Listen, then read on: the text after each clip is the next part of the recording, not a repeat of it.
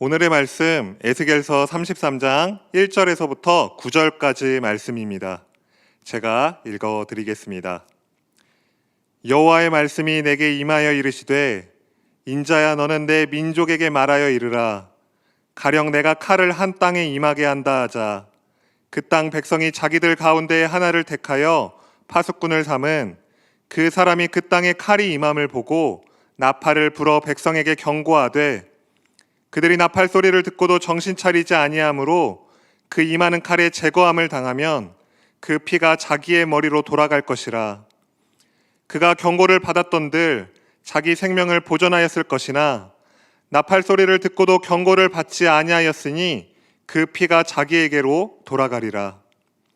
그러나 칼이 임함을 파수꾼이 보고도 나팔을 불지 아니하여 백성에게 경고하지 아니하므로 그 중에 한 사람이 그 임하는 칼에 제거당하면 그는 자기 죄악으로 말미암아 제거되려니와 그 죄는 내가 파수꾼의 손에서 찾으리라. 인자야 내가 너를 이스라엘 족속의 파수꾼으로 삼음이 이와 같으니라. 그런즉 너는 내 입의 말을 듣고 나를 대신하여 그들에게 경고할지어다. 가령 내가 악인에게 이르기를 악인아 너는 반드시 죽으리라 하였다 하자. 내가 그 악인에게 말로 경고하여 그의 길에서 떠나게 하지 아니하면 그 악인은 자기 죄악으로 말미암아 죽으려니와 내가 그의 피를 내 손에서 찾으리라. 그러나 너는 악인에게 경고하여 돌이켜 그의 길에서 떠나라고 하되 그가 돌이켜 그의 길에서 떠나지 아니하면 그는 자기 죄악으로 말미암아 죽으려니와 너는 내 생명을 보전하리라. 아멘. 오늘부터 우리가 함께 살펴볼 새벽 예배 본문은 구약 성경의 에스겔서입니다. 그리고 1장부터 보지 않고 33장부터 보게 됩니다. 그 이유는 작년 7, 8월경에 에스겔서 1장부터 32장까지 살펴보았기 때문입니다. 그렇다면 왜 하필 1장부터 32장까지와 33장부터 마지막 장인 48장까지 이렇게 두 부분으로 나눈 것일까요? 그 이유는 바로 오늘 우리가 함께 살펴볼 이 에스겔 33장이 이전의 심판의 메시지에서 앞으로의 소망과 회복의 메시지로 전환되는 바로 그 전환점이기 때문입니다. 최근 코로나 사태로 인하여 모든 것이 어렵고 힘든 요즘 에스겔서에 담긴 하나님의 소망과 회복의 메시지를 통해서 새로운 힘을 얻게 되시기를 주님의 이름으로 간절히 소망합니다.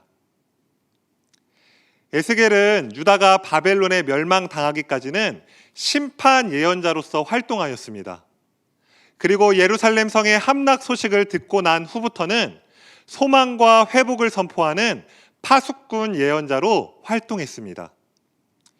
요즘은 이 파수꾼이라는 단어를 잘 사용하지 않지만 당시에는 파수꾼이 굉장히 중요한 역할을 하는 사람이었습니다.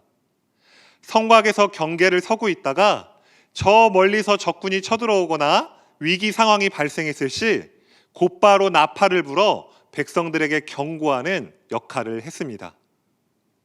하나님께서는 에스겔을 이러한 파수꾼 예언자로 부르셨습니다. 그리고 그에게 이렇게 말씀하십니다. 7절 말씀입니다. 인자야 내가 너를 이스라엘 족속의 파수꾼으로 삼음이 이와 같으니라. 그런즉 너는 내 입의 말을 듣고 나를 대신하여 그들에게 경고할지어다. 아멘. 하나님께서 에스겔을 파수꾼으로 삼으신 것은 하나님의 말씀을 듣고 하나님을 대신하여 백성들에게 그 말씀을 전하기 위함이었습니다. 그런데 만일 에스겔이 하나님의 말씀을 듣고도 백성에게 전하지 아니하면 그 백성은 자기 죄악으로 죽게 될 것이고 그 책임은 에스겔의 손에 있다고 말씀하십니다. 그러나 만일 에스겔이 하나님의 말씀을 듣고 백성에게 경고하였지만 그 백성이 회개하지 않을 시에는 그 백성은 자기 죄악으로 말미암아 죽겠지만 에스겔의 생명은 보존해 주시겠다고 말씀하시는 것입니다. 그러니까 만일 저와 같은 전도사나 목회자들이 하나님의 말씀을 듣고도 사람의 눈치를 보고 형편에 따라 말씀을 온전히 전하지 아니하면 그 성도는 죄로 말미암아 죽게 될 것이고 그 책임은 하나님의 말씀을 전하지 않은 자에게 있다는 것입니다. 그러나 목회자가 성실하게 하나님의 말씀을 전하였는데도 그것을 성도가 듣지 아니하면 그 책임은 듣지 않은 자에게 묻겠다고 하나님은 말씀하고 계신 것입니다. 사랑하는 우리 영광교회 성도님들, 그러나 하나님께서는 목회자만을 파수꾼으로 부르신 것이 아닙니다. 구원받은 그리스도인이라면 에스겔과 같이 모두가 하나님의 파수꾼들입니다. 그래서 우리는 삶에서 하나님의 말씀을 성실히 살아냄으로써 세상에 있는 많은 사람들에게 하나님의 말씀을 들려주고 그들이 회개함으로 하나님께 돌아올 수 있도록 파수꾼의 역할을 감당해야 합니다. 그러나 우리가 만일 삶에서 불성실한 태도로 하나님의 말씀대로 살아가지 못한다면 하나님의 경고를 듣지 못한 세상 사람들뿐만 아니라 우리에게 또한 하나님께서 그 책임을 물으실 것입니다. 반면에 우리가 성실하게 하나님의 말씀대로 살아가려 노력한다면 하나님께서는 우리에게 생명을 끝까지 보존해 주시겠다고 약속해 주십니다.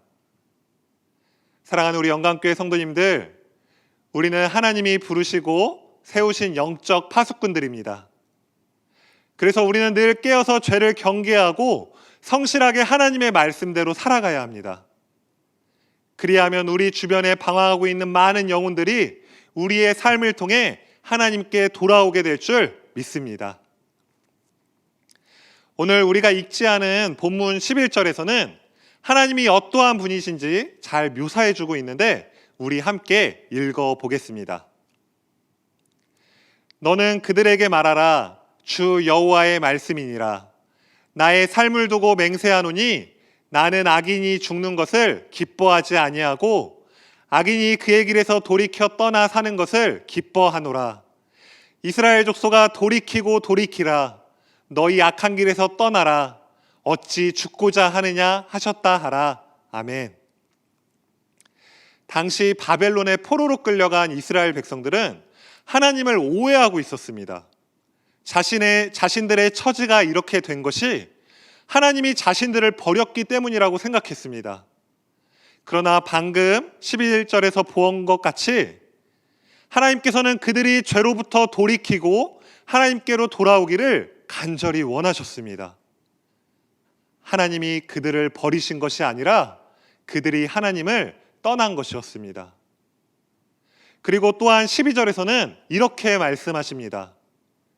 인자야, 너는 내 민족에게 이르기를 의인이 범죄하는 날에는 그 공의가 구원하지 못할 것이요 악인이 돌이켜 그 악에서 떠나는 날에는 그 악이 그를 엎드러뜨리지 못할 것인즉 의인이 범죄하는 날에는 그 의로 말미암아 살지 못하리라. 아멘. 여기에는 의인과 악인 두 사람이 등장합니다. 그리고 하나님께서는 의인이 범죄하는 날에는 그가 그 의로 말미암아 살지 못할 것이라고 말씀하시고 악인이 돌이켜 그 악에서 떠나는 날에는 다시는 그 악이 그를 넘어지지 못하게 할 것이라 말씀하십니다. 즉 범죄한 의인과 회개한 악인 중에 하나님의 선택은 범죄한 의인이 아니라 회개한 악인이라는 것입니다. 이처럼 하나님께서는 회개를 너무나 중요하게 생각하는 분이십니다. 약 2000년 전에 예수님이 이 땅에 오셔서 공생애를 시작하시며 가장 처음 하신 말씀도 회개하라, 천국이 가까웠느니라는 것이었습니다. 그리고 누가복음 15장 7절에서 예수님은 이렇게 말씀하십니다. 내가 너희에게 이르노니 이와 같이 죄인 한 사람이 회개하면 하늘에서는 회개할 것 없는 의인 99으로 말미암아 기뻐하는 것보다 더 하리라. 아멘. 우리 아버지 하나님께서는 결코 자신의 자녀를 버리시는 분이 아니십니다. 그분은 우리가 죄로부터 돌이켜 회개하면 이 세상의 그 어떠한 것보다 그것을 가장 기뻐하는 분이십니다. 우리가 하나님을 가장 기쁘게 해드릴 수 있는 일은 바로 우리의 죄를 회개하고 하나님께로 돌아가는 것입니다.